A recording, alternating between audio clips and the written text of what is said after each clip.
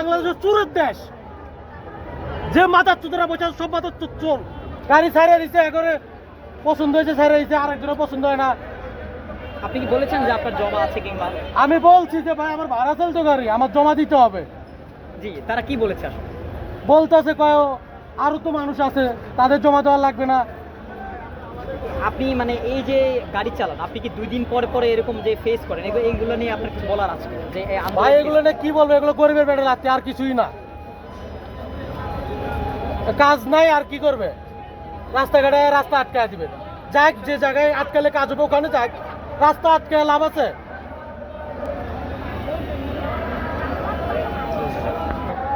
আমি বললাম ভাই আমার জমার গাড়ি আমার সাইরা দেয়, এটা গাড়ি আটকাইছে, আমার তো জমা দিতে হবে। বাবা বলতেছে না, আচ্ছা ছাড়া যাবে না। তো ছাড়া যাবে না ভাই, আমি ইনকাম করে আমার বউ বাচ্চা কি না আগে থাকবে? ওনারা কি 1 টাকা দিয়ে যাবে? আরো তো গাড়ি আটকানো আছে, গাড়ি আটকানো আছে, এভাবে রাস্তায় না করে যেখানে গেলে সমাধান হবে ওখানে যাক। কোনখানে গেলে সমাধান হবে একটু বলে দিন। আপনাদের যেখানে সরকারি যেখানে আপনাদের কাজ ওইখানে যান আপনারা। আচ্ছা, আপনি কি সচিবালয়ে যান। আচ্ছা, আপনি কি তো রাস্তা আটকে লাভ কি ভাই? রাস্তা আটকানো হয়েছে? কেন রাস্তা আটকাইছেন এটা তো আমার জানার দরকার নাই। আপনার রাস্তা আটকায় আমাদের পেটে লাথি দেওয়া মানে কি? আর আমাদের তো 1.5 বছর ধরে লাথি মারতেছে।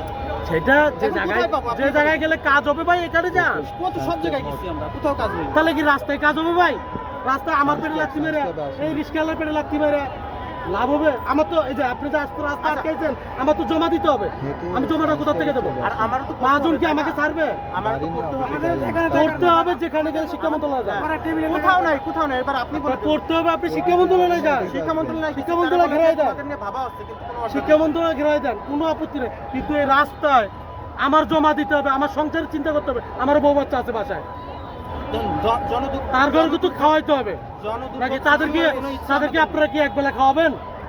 আমার বউ বাচ্চা কি একবেলা খাওয়াবেন? গাড়িটা তাহলে আমাদেরকে কে কি করবে? শিক্ষা মন্ত্রণালয় তো আমরাও দিচ্ছি। আপনারা শিক্ষা মন্ত্রণালয় ঘেরাই দেন। দিছি। আপনাদের শিক্ষা সমস্যা না?